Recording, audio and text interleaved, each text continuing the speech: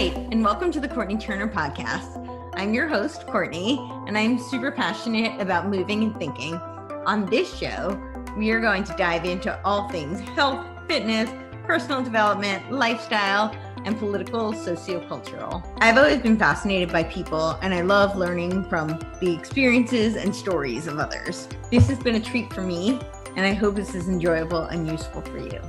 As always, if you have any questions, comments, or any way that I can make this a better experience for you, please don't hesitate to reach out. Hi, Ron. Thank you so much for joining me. Happy to be here. Thanks for having me. You're welcome. So I want to dive in a little bit and about your story. I think this is really interesting. By day, you help people manage their finances, and then you've taken Weekend Warrior to kind of a new level where you have broken 24 Guinness Book World Records in push-up, pull-up. So tell me, how did you even get started in that? What made you decide that you wanted to go and break world records? So good question. I mean, I've been into fitness since as a kid, but really into kind of training and strength training and calisthenics since late high school. And then I just kind of stuck with it. And then it wasn't until like my mid 30s that I kind of stumbled upon where I might be at kind of a global level. I was watching American Ninja Warrior, actually. It was when it was really small. It was on like some random station called G4. No one really knew about it. And I was like, that looks awesome. And I was like, how do I get on the show? And I was like, And then around that same time, I ended up watching something on TV where someone was going for a world record for most push-ups in a minute. It was on like the Today Show, or I don't remember what it was on. It was on some one of those shows, and I was like, oh my gosh, I think I could beat that guy. And then I started to look into it, and I was like, maybe if I set a world record, I'll get on Ninja Warrior. And so that's how I started. So originally my first world record was most pull-ups in a minute, and that was my very first one, and that got me on the show. And I did terrible on the show, but I discovered I was great at the world record thing, so I kind of stuck with that. So, okay, two questions. How many pull-ups did you do in that first minute that you broke the record?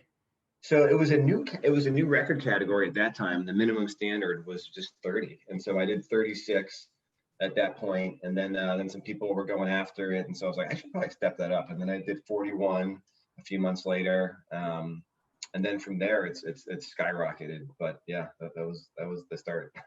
Amazing. So you did make it on the show, but you said you didn't do very well. That's correct. I got on the show twice. Okay. Yeah, I think that's how we actually first met. Yeah. That's right. Yep. We were talking Ninja Warrior back in the day. Yep. Yep. Exactly right. Yeah, good call. I did not make it on the show, but I was training for it. Yeah. So well, you should have made it on the show. I appreciate that. You'll let the producers know next time. Exactly. So why don't you think you did very well on the show? Like, most people think that pull-ups are the thing to train for the show. So clearly you had that in the bag. Here's a question. When I was in the show originally, now there's ninja gyms all over the country and you could train full-time for this. But when I first went on, there was no ninja gym anywhere and no one had any idea how to do any of this stuff. And I just thought it looked fun. So I had never practiced on any obstacle ever. I was like, I can do pull-ups, so I should be good.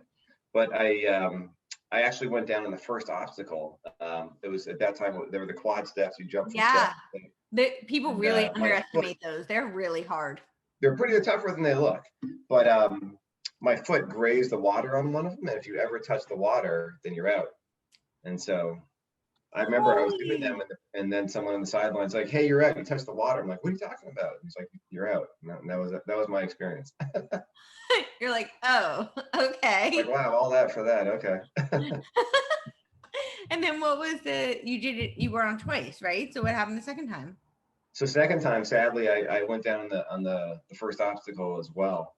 No, I know it was in St. Louis, and no excuse. I mean, it's funny because in practice I never mess up those steps, but they film overnight, and it was unseasonably cold, and the course had frosted over, and anyway, the steps had frozen, and they became like ice sheets, and I just slipped. I just didn't have the right traction for it, and I slipped in the water, and I was like, oh my gosh, again. I'm like, maybe this is a sign.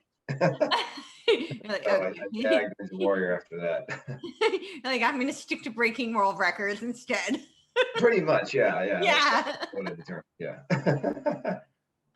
That's awesome. No, I remember first training the steps and being so surprised by how difficult it is. Not just how slippery, but I'm short and it's really far apart.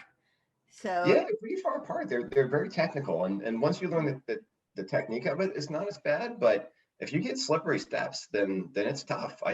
you're done. Yeah, you have to have the right kind of shoes and just be really good at it. And I didn't have the right shoes, and I guess I wasn't good enough. That's okay. That's all right. These things happen. So you started with your first record was the pull-ups in a minute, and Yep. then you just got kind of hooked. And where did you go from there?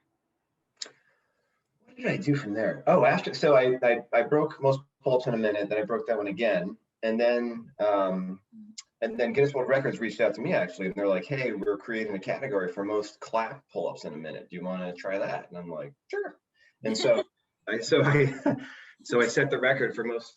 Yeah, why not? Why For not? most pull-ups in a minute. So I did that one, and I did 21 clapping pull-ups where you let go of the bar and you clap. Amazing. You go all the way down, and then shortly after I broke that record, they reached out to me to see if I wanted to try and break that record again, which I had not been training for at all, and in like a week. And they said, and by the way, it'll be on TV. And I was like, oh geez. And I was like, I don't know. I usually like to train for these things. Like I haven't been training those at all. I literally haven't done like one since the last time I did that record attempt. I'm like, just out of curiosity, what TV show is it? And they're like, oh, it's the Today Show. And I'm like, oh my gosh. I'm like, well, it's not like I get the Today Show calling me very often. I'm like, fine, then I'll do it. And so, because they needed to know like right away. And anyway, I went on the Today Show. I did the record attempt there, and I ended up breaking the record. And it was a really good experience. It was a lot of fun. Amazing. So, what is the training like for some of these things? Because you said you had fitness background most of your life, right? And it was mostly calisthenics type. So, it was this type of training. What goes into? Do you design your own programs? Do you research other people's? Do you hire a coach? What do you do? Yeah, I mean, I just kind of do my own thing. It's weird. It kind of modified over the years. When I first started training back in high school, that was when you would do like chest and triceps on one day, and back and biceps on a day, and legs on another day. And as I got kind of older, I was just getting kind of achy from like heavy benching and stuff like that. And I was like, I'm going to stick with this, but I'm just going to do push-ups and for my pushing day, and I'm just going to do pull-ups for my kind of. A lot of studies show there's a lot of transfer doing push-ups to bench press. Yeah, great. Absolutely. Yeah. So I just kind of stuck with that routine, and then but I like to do a lot of reps quickly and just have fast workouts. I don't like to spend a ton of time doing it, and so yeah, as I got older, I'm like, wow, I'm actually not bad at these. So, you had a lot of practice. So but to break a record though, it's very specific, right? So I would imagine there is some specificity that goes into how you program your training, right? Absolutely. Yeah, for sure. I mean, and so the main categories I've broken records in are push-ups, pull-ups, chin-ups, and step-ups, where you go up and down off a bench. Using stepping up and down off the bench as quickly as possible. Oh wow! All those. Yeah, I broke 4 records like that. They're all everything I broke is most in a minute, and those were all most in a minute with various weighted backpacks on. Okay. Yeah. So, but when I train for those, they all get a little different. Like when I train step-ups, my legs get heavy and they get bigger because I'm just training for that, which doesn't help pull-ups. So, because you weigh more. True. So it just is depending on what I'm training for, will kind of modify my training. And do you just do like a trial by error just based on your previous experience, or do you? Pretty much, yeah. Okay, you don't like do dive research on. You just kind of figure out what's working for you and play around with it. Pretty much, yeah. I mean, so 2 things. One is a lot of my workouts are modified from. I used to run like track in high school and college, and was a middle distance runner, and a lot of the workouts for those are you do like repeats or intervals where you'll run hard for maybe a quarter mile or half mile, you rest a minute or 2 and you repeat, and it's not an all-out effort, but it's a high effort. You do a bunch of those and they're brutal. And so I modified that for what I've been doing for pull-ups and push-ups and the like. And then I kind of modified some CrossFit stuff where they do EMOMs every minute on the minute. Those are great. Those are great. Those have been good. So I've just been like, I like that. I'm going to try that out over here. And then I also probably like, I don't know, 5 or 6 years ago, I started working out with Adam Sandell, who has broken my record for most pull-ups in a minute, and he has a crazy high number at 68. And we train together, virtually, maybe 2 or 3 times a month. And before the whole COVID thing, we were training together in person. He lives close by in Massachusetts, where I am. So, and we've kind of bounced stuff off of each other to try and figure out, like, what if we do this? Like, what if we change our grip like this? Or, and so we've been able to kind of collaborate a little bit. And how did you two meet? He cold called me. He what? He cold called me. Really? He cold called me. Awesome. I was in. So shortly after I did the clap pull-up thing, the Boston Globe did an article on me, and they came out, and I broke a couple records, and they filmed it, and I was surprised. It was actually on the front page. I was like, oh my gosh. I thought it was going to be in like the back section D or whatever that like people read.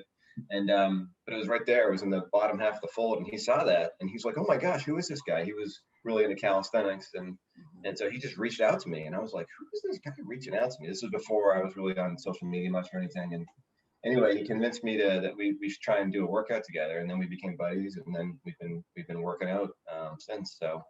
Oh, that's awesome. Very cool. So you kind of feed off of each other, and we do. Yeah, it's cool. It's a friendly competition. We both just want to get better, and neither of us is trying to put the other person down, so it works. Right. Yeah. Sure. That's awesome. So how much of, obviously there's a certain amount of, skill, training, genetics, but how much would you say, like, what other factors come into play? Like in terms of like mindset, lifestyle. Yeah. It's a good question. I think it's a bunch of factors. So I think some genetics, but not as much as people might think. I mean, you have to have the ability to do pretty well. I kind of feel like everyone has some natural abilities, but they could definitely improve off of them. Sure. And you kind of have to be at the higher end of that spectrum, but you don't have to necessarily be the best just starting out. But a lot of it's mindset too. It really is. And I think a lot of it too is just the willingness and the ability to just continue to work out over a long period of time, and just the consistency of it. And the reality is, if I would still be doing these kind of workouts if I wasn't trying to break records. It's just what I like to do. So like, breaking the records has just been a fun kind of side thing, unexpected that's happened, but I just like to do these workouts. So that was actually going to be my next question. Most people, or I don't know about most people, but I think there's certainly some people who'd be like, okay, I broke a record, like, like onwards, You've broken 24. So you continue to keep challenging yourself and keep trying to break new records. What do you think motivates you to do that? That's a good question. I think that I just kind of, at first, I when I broke a record, I was almost like, it sounds kind of weird, almost embarrassed. I was like, oh my gosh, I broke a record. Like, I feel weird saying that. Like, it was just like, I almost like couldn't accept it. It was just like, I didn't see myself as that person. I was like, it almost felt like an imposter syndrome type thing. And then as I broke a few more, I was like, I kind of like this record thing. This is nice. This is kind of cool. And then, so then I think I got really into it. And then as some people started to break my records, I was like, wait a minute, I like being the record guy. And so then I was like, let's break a bunch if I can. And then, then I'll feel, I'll feel good that I've done that. Hopefully some of them will stick around for a while. So I just got really into it for a while. And now, unfortunately, I think I'm at a place where like, maybe I'll break records in the future, maybe I won't, but like, I'm good. I've kind of like, I've gotten that out of the system, so to speak. And if there's more, great. If not, I'm happy just to work out and have fun. So now you don't have a specific like near goal that you're trying to break currently. Not with any records, no. If something pops up and it seems like fun, because a Uh-huh. lot of the records that I've broken, they're just a handful of them have been like on the Today Show, or they've been organized by Guinness World Records, and they've asked me to do something. But a lot of them are just at like my local gym with like a couple of people who are witnesses, and a couple timekeepers and some film stuff. It's not like it's a big event. Sure. Um, and so I think I'm pretty good with like that whole thing. But if there's something like where I broke records at my kids' schools, I have two daughters, and Amazing. that was awesome. That was so much fun, and like their whole grades were there, and everyone got excited. So if there was something there that would like I could kind of like share it with other people and have it be an Yeah. experience with them, How then do maybe I do it. how do your But daughter? How old are your daughters? now they're 12 and 10. Okay. How do they feel about it? I mean, they thought it was awesome. They thought it was so cool. They were really proud. It was really fun. Like afterwards, kids were coming up and asking me to like sign their sneakers and stuff. Aw, I was like, I know your mom. I don't think she wants me to sign that. that's so um, cute. no, it was really fun. Are So they're they really are proud of they me. athletic? They are athletic, yeah, Yeah. yeah. So they they've got some of that natural strength. They both, especially when I was a few years ago, they were both doing it more and trying to kind of be like dad. But ever since then, they're like, yeah, I think that's dad's thing. They're like, we're good. We'll leave that Yeah, to him. That's awesome. So now that you're not specifically going for, a record, has your training changed, or do you still do mostly the same thing? not really, to be honest. It's kept pretty similar. Kind of echoing what I was mentioning earlier. I just like to train. I like to train hard, Sure. and so I'm Yeah. kind of like pretty in as good a shape as I've really been. So if something popped up and it seemed like fun and I wanted to do it, maybe I'd go for it. But I just like to stay in shape and have fun with it. And I like to kind of think of new workouts and get kind of creative with it, almost like as like almost like an artist with a canvas. It's like, what if I did this? How would that affect things? So I kind of mess around with it a little bit. Yeah, Um, I totally see it as a creative outlet as well. I Totally, yeah, love I that can you see point that that. out. Yeah, I Yeah, definitely think it's a creative outlet.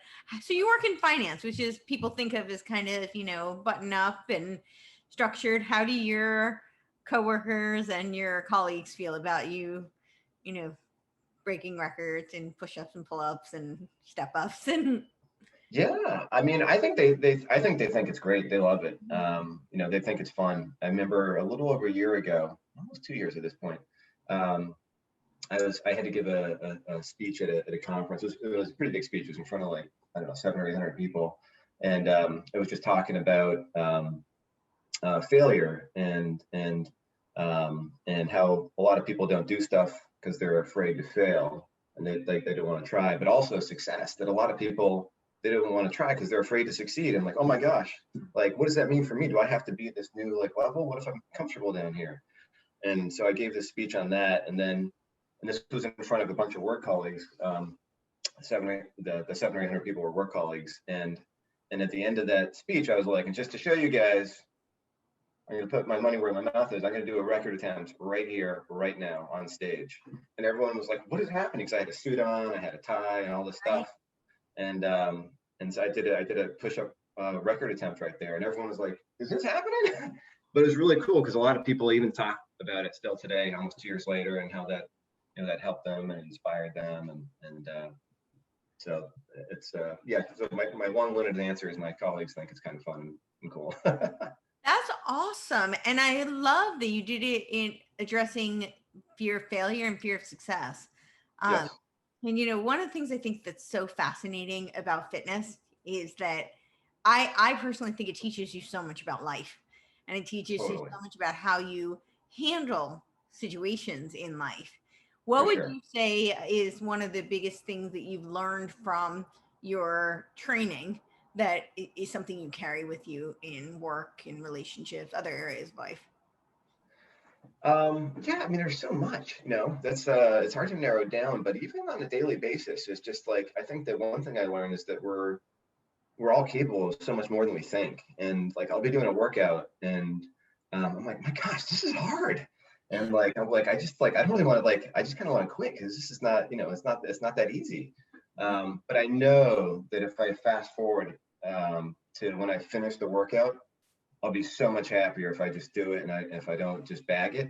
And so I just kind of think of my future self, and then I stick with it. But that's just such a reminder to me, because it happens to me all the time. It happens weekly, that I feel that way. And then when I kind of grind it out, I'm like, I'm really glad I did that. And so I think it teaches some fortitude for sure. Yeah, for sure. And you had talked a little bit before, you were saying something about consistency. And I think that, and you brought it up again now, like you want to quit. And I think that that's something, especially, I think it's just true of human beings, but especially in our current milieu, people want instant gratification for everything. Totally. It's such a fast paced world. And that's one thing you really learn with fitness, is that nothing comes, quick, and usually not easily either. So No, I agree. I mean, yeah, you said it best. I mean, I can't agree more. But even like my records, it took me, it was 15 years of hard training before I even attempted something. And so just like, this stuff takes time. There's a compounding effect though. yeah, When you're consistent and you do it over time, it really does compound. And it's kind of a mind body thing. It's not just a body thing. Like you definitely get a lot of mental toughness and just understanding as well. yeah, So I totally agree. So most of the stuff that you've done has been like kind of body weight stuff. And you said that in high school you did track, and all of your records have been in body weight stuff. Have you done other kinds of fitness? Like, are there other? yeah, I mean, so calisthenics was something I kind of evolved into.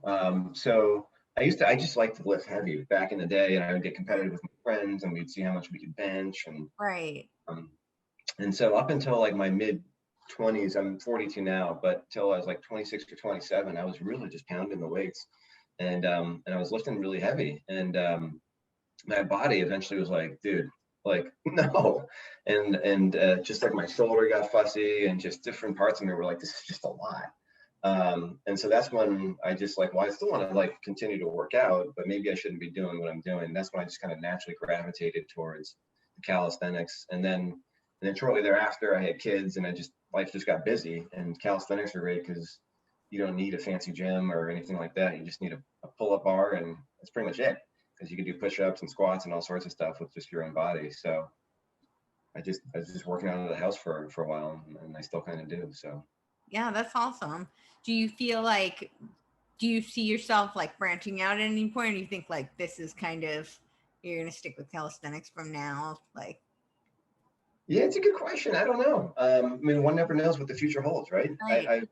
I've gotten into biking, which has been a lot of fun. So, and I used to really like, I still do like to run. I just can't do it that much. My body gets fussy. I try yoga and stretching. I get massages, and I do all this crazy stuff, and foam roll, but I just can't run that much. My legs are just like, so. But I miss that, and so I've gotten into biking lately. And that's been fun. So I'm just enjoying it. And calisthenics, I'm still doing, just because I like it. But and I definitely am not going to be a world-class biker, but I like it, and so who cares? So that's how I'm kind of doing it right now.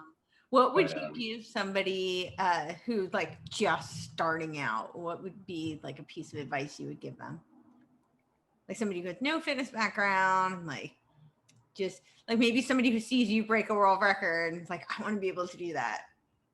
Yeah, I mean, well, I guess there's two questions there, but certainly for someone who sees me breaking a record and says, I want to do that. Like, I know several people who've done that. They saw me and they're like, that looks pretty cool. How do you do? And like, and then I've talked to them and gotten to know them, and they've eventually broken records. And there's people I chat with now who are in the same phase. I always say you never view yourself as a record breaker until you break a record. And even then you're still like, I don't know if did I do that? So it's, but it is one of those things that, and especially with world records, there's so many out there, and for people who have unusual skills and in very kind of specific areas, like they might stumble upon something and they might be able to get it. But so I say if you think you could do it, then go for it. what's the worst that happens? You get in good shape, Yeah, right. And worst things have happened, right? Yeah. Just be smart with your training and don't overdo it. But yeah, for people just getting started out, the consistency is the main thing, and kind of what you were saying is patience. Just people want stuff so quickly, and then when they get there, they just want it to be there. Like, oh, I've gotten there. Like, I'm good. I don't need anything, right? And it's like, no, you need to keep doing it. So, yeah, I always say the best exercise is the one that you like to do. So, whatever that is for people, just find out what that is, or do what you love and keep doing it. Just keep going. Yeah. I think that's really interesting too, because I feel like people ask me all the time. They're like, what exercise should I do for X, Y, and Z? And I'm like, the one you'll do. Yeah, exactly. That's the one you should do. I mean, if you have very specific goals, obviously, if you want to set a record in push-ups, then maybe you should do some push-ups. But but other than that, I think people get very caught up in like what they should do, as opposed to what it is they will do.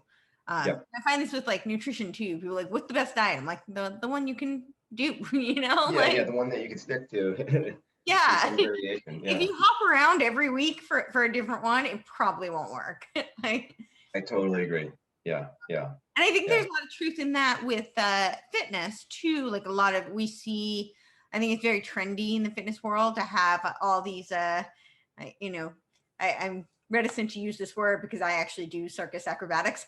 But like, the circus kind of like where they want variety. Like they want so much, just all these different types of things. And what really proves to be beneficial is sticking with something and keep drilling the same basics, and you're certainly testament to that. I mean, it's really three things. It's the push-up, pull-ups, and step-ups, right? So, you do accessory things to help those things, but mostly you're focusing on those three very specific movements. Right. Do you ever get, because it is mostly three specific movements, do you ever get bored with it? That's a good question. I think that one of my unusual abilities is to maybe not get bored with stuff other people would get bored with. I'm serious. That might be like one of the bigger distinguishing features that has allowed me to do really well with that stuff, because some people just truthfully get bored of it. But like when I was saying before, I feel like I'm sometimes like an artist with a canvas. Like I'll make little modifications, and for me, like that's where I'm getting my variety. It's like, all right, what if I change my grip like this, or what if I alter the sequence of pull-ups and chin-ups, and I'll find little variations that will be like, will kind of satisfy that I wonder what would happen if part of me. So, but I do that all the time. I always, and so I for me, it still is creative and it's not boring at all. But for other people, I could see them being bored to tears because they want so much different stuff, So maybe it's because you find little details that you can change, and that keeps it exciting and interesting for you.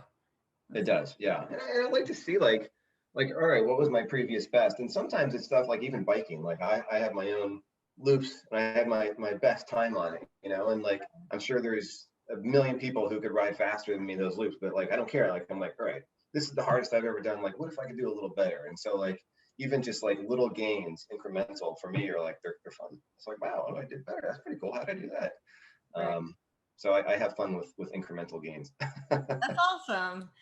So I think people might expect like somebody who breaks world records to be a very competitive person.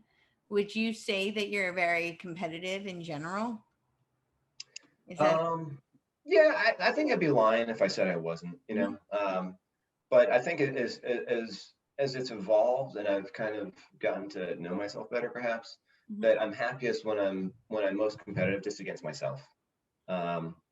So if I'm even for, it sounds weird, but like even if I'm trying to compete for a world record, like if I'm just like, all right, my previous best is this, can I beat this? And like, oh my gosh, it happens to be a world record too. Like that's really cool. But if I try and get too caught up in like what other people are doing or the whole comparison thing, then it's just no good. So at least for me. So I try and stay competitive mostly within my own kind of realm of myself. And that makes a lot of sense. That's what I would expect. That's probably why you're able to stay so self-motivated too. Yeah. what you're doing, you're really trying to beat your own best. So Yeah. yeah, I think that's awesome. So I'm trying to think what else I was going to ask you. Um, so do you do most of your training alone then? You do some of it virtually, you were saying with Adam, but then do you ever jump into other like groups, or is this mostly something you do on your own? You just play around, or yeah. I would say, especially during COVID, it's mostly on my own. I've got a little setup in my house. Has What's it? COVID changed it much, or has No. no?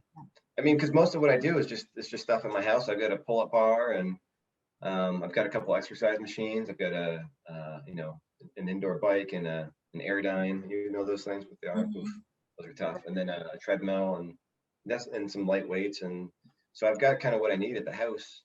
So I just mostly train there, and so it really hasn't changed much. But there's some stuff that I was doing that was more just for fun. And like I would do some indoor rock climbing. I got into that for a little bit, and that's a little more social. Yeah. It's fun, yeah. And then I would do yoga sometimes, and now I just do that virtually. I should be doing more of it because I always feel better after. But there's only so many hours in the day, and but those would all be classes, and like yoga is something like I know I'll do my pull-up workout or push-up workout for the day. Like yoga is just that's not the case for me. So sometimes going to class for me is like an accountability measure. You know what I mean? Yeah. I think accountability is huge. Speaking of, you were asking about things that are good for people, especially people just getting started. I think accountability is huge. Even if it's a friend, someone who you're going to report to. Like I have buddies that like maybe I'll send like a little workout video, like me doing something for 30 seconds or something, and he'll be like, "Oh, dude, nice work," or "Dude, like your form, I don't know." Just little accountability things, though, and I think that's good for people, and especially people getting started. If they hire a personal trainer, I think that's great for people, especially because like most people don't know what they're doing, and even me, I'm just kind of making stuff up I hope I'm doing it right, but like I'm not trained in this stuff. I'm just kind of messing around and stuff I see people do and stuff I've asked some people about. So anyway, I think accountability is a big thing. It's huge for sure. Yeah. For most people. I remember my question. So one of the things I have people ask me all the time is they think pull-ups are like this impossible feat. Somebody first starting out, it's really hard for them to get that first pull-up. Can you remember way back when? So now you do like, superhuman pull-ups, but can you give some suggestions to people who are first trying to get their pull-ups? What do you think? Yeah, for people who are just getting started, I actually did a brief video for Guinness World Records on this. They asked me to do it right when COVID was just getting going, just to encourage fitness. And I did pull-ups and push-ups and step-ups of like a 5-minute video. But for pull-ups specifically, I think one of the best things that people can do is to use bands. You could wrap them around a pull-up bar, and you put like your knee or your feet in them. And you could put more than one together, and it basically is a way of making it not so hard, and find a resistance level that you're able to do it, and just like as time goes on, you use fewer bands or more difficult bands, and that's a great way to do it. And the flex arm hang, remember that from gym school back in the day? You had to you hold yourself up a bar for as long as you can. Stuff like that, where you kind of use a chair or something to step up and you hold yourself. And negatives too, where negatives are great. Negatives are great. Yeah, you start with your chin above a pull-up bar and try and lower yourself as slowly as possible, and repeat things like that. So just kind of modifications, because very few people can do a pull-up. They're when people say they're really hard, it's because they are. I don't know what the statistic is of the percentage of people that can do it, but I think it's very small. Yeah. And you're a pull-up junkie yourself. I mean, I know you can do a lot of pull-ups. Yeah, pull-ups are definitely one of my favorite things for sure. And I think you say they're a small percentage of people, you forget whatever world you're in, you're surrounded by, it seems like it's the norm. So totally, you don't realize that when you step outside that, oh, actually that's not what everybody else can do or everybody else is familiar with even, so. Exactly. Yeah. A little bubble, if you will. Yeah, exactly. But I think that's one of the things that's so great about you setting records is that you're showing people what is possible. No, thank you. I appreciate that. Yeah, yeah, absolutely. And, for somebody, I think, you are absolutely an athlete, but the fact that like, that's not your primary thing, that's your hobby essentially. Totally. Yeah. I think that in some ways that's you know, it shows even more what is possible, because I think a lot of people think that in order to excel in anything, it has to be their one thing. Yeah. And that's not true. It needs to be, like you said, you need to be consistent, you need to put in the work. And I think I would argue one of the things I'm hearing from you is it helps if you have a passion for it, right? Absolutely. Yeah. Yeah. If it's something that's just like a big force, then there's only so far you can get with doing something like that. But if it's something that you really enjoy and makes you feel good about yourself for a variety of reasons, and Right. stuff you'd be doing anyway, then that's the best thing for sure. Totally. So you was it Super Mario Kart that you were? Oh my gosh, yeah. Tell me about that. So growing up, yeah, I played every sport. I played basketball and track and baseball and soccer and football and pretty much everything else, lacrosse. But I also played video games, and this was back in the NES days, the Nintendo Entertainment System. We're talking old school. And Super Mario Kart was a game on it, and I would play that with my friends, and they had anyway. To make a long story short, they had a time trial section of it where you would just try and do a course as fast as possible.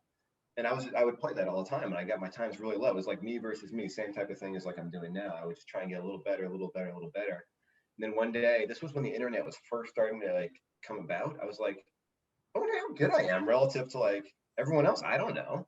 And so I found this website that was like the world rankings for Mario Kart. And I sent in all my times, and it turned out I was fourth. And I was like, oh my gosh, I'm fourth in the world. And I can't remember how old I was at the time. I was a teenager. And I was like, oh my gosh.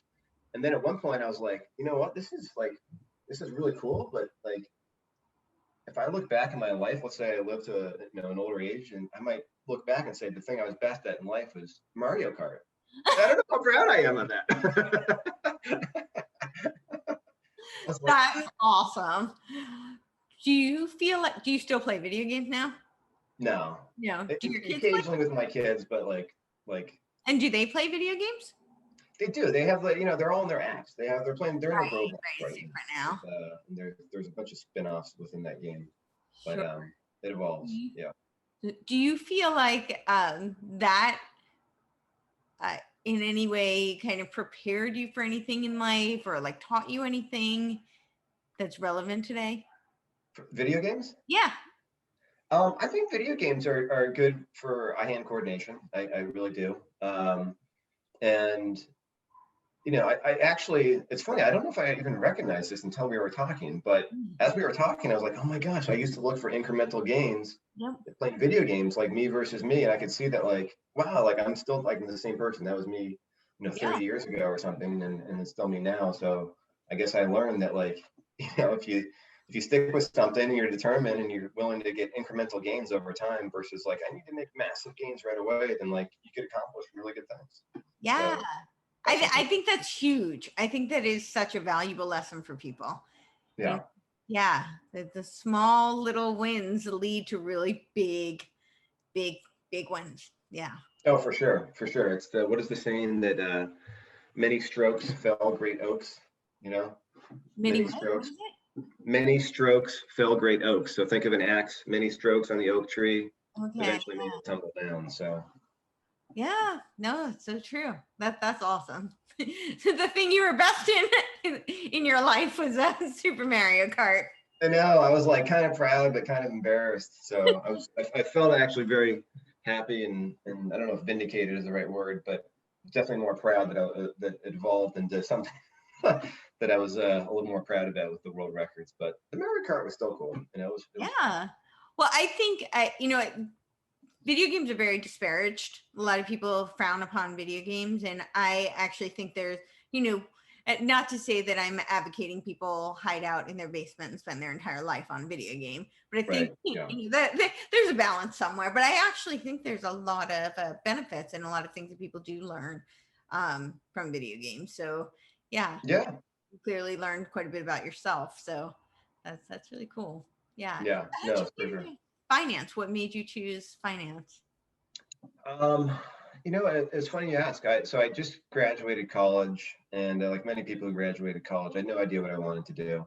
Um, and at that, I was an English major, and I had no background in finance. And although my dad worked on Wall Street, but he was a journalist. And anyway, so I had kind of some exposure to it. But my brother read an article in the USA Today. This was back in '01.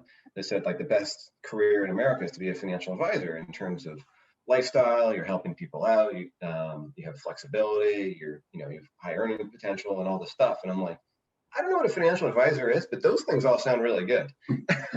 And so then I looked into the career, and I ended up getting into it, and I had to ramp myself up really quick just because I didn't have a background in it. But I did, as I've discovered about myself that once I get into something, I can get very into it.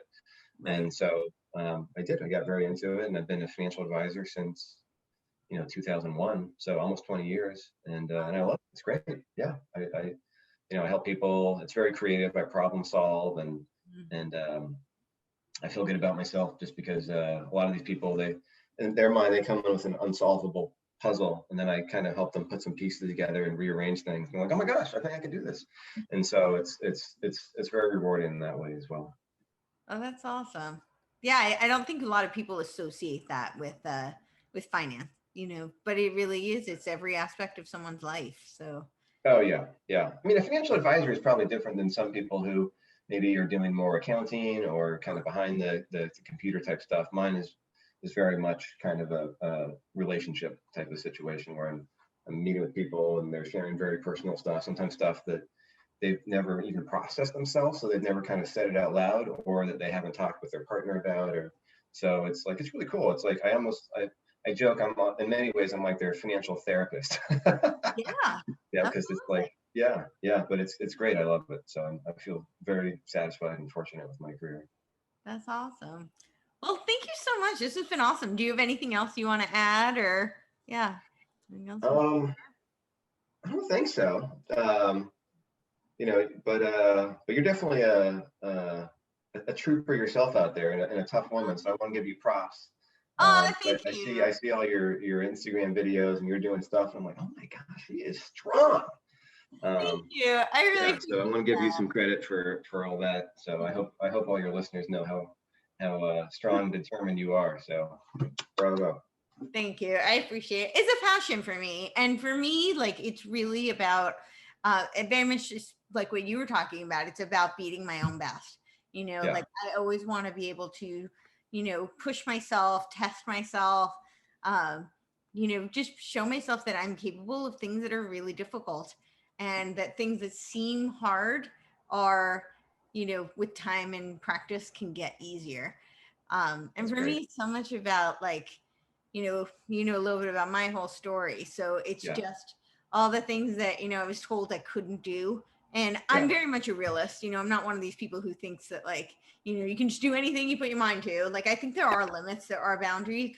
But as you said earlier, often we're capable of so much more than we think we are. And I think a lot of times people are just afraid to find out where that limit really is. And, so that's what it's about for me. It's about finding that limit. No, it's your story is very inspiring. What's that? It's about finding where that limit is and see if I can push it just a little further. That's it, incremental, incremental. But no, your story is very inspiring, and you're kind enough to share it publicly. And whenever you post stuff, I read what you write too. I don't know if everyone reads what people write, but I'm like, wow, oh my gosh, she has overcome a lot. Good for this is a tough woman. So it's very inspiring, and so I appreciate that. But speaking of that, something too that's an interesting thing, a final thing to maybe mention. One of the things I really like about calisthenics is that, and I don't know if you've discovered the same yourself, but people can really get better as they get older. And like, in my late 30s and early 40s, that's when I've set all my world records. I know people in their 50s who are setting world records, and it's just amazing. I do think there's a compounding to it. but for some reason that the movements, you're able to do them at a high level. And I say you, I mean people in general, for a long time. Like I used to play basketball. Like I cannot jump the way I used to. I just can't. I'm just not as explosive for that type of stuff. But I could pull up and push up as good as I ever have. So I like that it's something where like you don't peak at a certain, like in your 20s or maybe early 30s, and then it's like, well, that was my time. I don't have a time anymore. Now I'm just doing whatever. Like you really can do calisthenics at an elite level for a very long time. I think that's a good thing for people to know and be aware of. Absolutely. I'm curious actually if you have any thoughts on why that is. I think I have a couple of theories, but I'd love to hear your thoughts if you have any thoughts on why calisthenics particularly. I've definitely thought about it, and I feel like I've been trying to even read about it in various books. I don't know if I've put my finger on why that exactly is. I think part of it, at some level, no, I don't, even as I'm saying it out loud, I don't know if this is the case. I was going to say, I think that the fast twitch fibers we have, the explosive ones that we have when we're younger, as time goes on, they're just not able to do what they once did. And we're more injury prone. We just get older. But as I'm saying that, like I'm thinking of Marcus Bondi. I don't know if you know him. He's on Instagram. Yeah. He did the heaviest weighted chin up. It was 200 and some odd pounds. I don't know how heavy it was, but he's like 54 or 55. I'm like, oh my God. I mean, that's an explosive movement. That's a 1 rep movement. That's, but what are your theories? Because I don't know. How's that? So I have a couple of theories. One is that you're really working with your own body. And I think as you get older, you learn more about yourself physically, mentally, emotionally. You've just lived with yourself longer and you have a better sense of who you are. So you understand more of like what will work in terms of your personality and how to train and prepare. But because it's body weight movement, I think you become more in tune because you've had more experience. Whereas when you're dealing with something that's external, whether it be, a weight or a sport where you're playing with other people, there are more variables that are outside of your control and also outside of your direct consciousness and awareness. Yeah, I can see that. Yeah. So I think that plays a role. Interesting. I like that. Pardon? I said I like that. That's interesting. And then I don't know if it's right, but that's just a theory of mine. Then I think there's also so tendons are, as children who do sports are more likely to break bones because their muscles grow faster than the bones can catch up. And so the bones are weaker, more susceptible to injury. Adults who learn a new sport are more likely to injure tendons. And it's because the muscles do start to grow faster and the tendons are not as strong, and they take much longer to develop strength, which is one of the reasons I love negatives so much, especially for somebody learning a new movement, because negatives tend to strengthen the tendon, not just the eccentric movement. So I think that there is, with calisthenics, it's less impact in a lot of the movements, but it's a lot of tendon strength. But tendon strength is something that as you get older and you built up the tolerance for, once that foundation is there, then it's really, you're working on developing the muscular strength and tweaking. And I think, again, when you know yourself better, you can start to feel what needs to, what areas and what subtle tweaks you need to make to your training and to your movement. Like you were saying with pull-ups, like different types of grips, all of our bodies are different. And I think all of our bodies are different in ways that people who aren't necessarily as familiar don't realize, our tendon insertions are unique. And so that's going to alter what's more comfortable for somebody. Somebody might be more comfortable in a pronated grip. Somebody else might be more comfortable, doing the underhand. Somebody likes neutral. And that has a lot to do with your own anthropometry and biomechanics. And that's something that I think as you have done more and you've lived with yourself more and you have more experience, you can start to figure out for yourself. Whereas when you're younger and you're just, I think you don't have as much awareness of your own body. So yeah, I can see that. Those are great theories. Thank you for sharing that. Those make a lot of sense. I wonder what do you think on the idea too that like with calisthenics, or let's say you're doing pull-ups, like you get to a point where you just can't do any more pull-ups, you're done. Yes. You know what I mean? And so like your body, that's your body's way of saying like, all right, that's it. And you can maybe rest and do some more, but whatever the case is, you can't do anymore. And with other things, like you might be in a sport where you're pushing yourself and like you could still do more, but like it maybe at a lesser level and you still might hurt yourself. But when you're done, you're done. There's a lot of validity to that, actually. So one of my training partners and I always talk about like, people who, this is more like the bodybuilding world where they do like we call it the cheat rep. Which is, like, I'm just going to use a simple example of maybe a bicep curl and you can't do anymore. And then we've all seen this, the guy at the gym who's kind of like doing the big wave to get the dumbbells up, and you can really hurt yourself, one, and two, you're not really necessarily getting the maximal benefit of the movement because you've already really reached your failure. And now you're just trying to get, whether it's for ego or because you think you're supposed to do more or, but it's not really necessarily beneficial to be cheating the movement and compromising your form just to get that next rep. Whereas with a pull-up, when you've reached that max, you just can't do it anymore. Yeah, you're just done. You're done. So I do think so. There might be more longevity in that sense. You're less likely to hurt yourself in that, in that way anyway. Not to say that you can't hurt yourself in calisthenics, because you definitely can. But I think you're less prone to it from that. Yeah. Absolutely. So, yeah. Interesting. Awesome. Cool. Yeah. Well, tell people where they can find you. Yeah, I'm on Instagram, Ron Cooper 23. So I'm public. Feel free to follow me, say hello. I'm friendly, so happy to share tips. Awesome. And watch him break records or just beat himself and do really superhuman things. Yeah. Yeah, exactly. So that's where I am for that stuff. And then if you Google me for financial planning, you'll find me there too. I've got my own website, but it's too long to say. So if with your permission, I'll link them to that as well. Sure. Awesome. Yeah. Great. Cool. Well, thank you.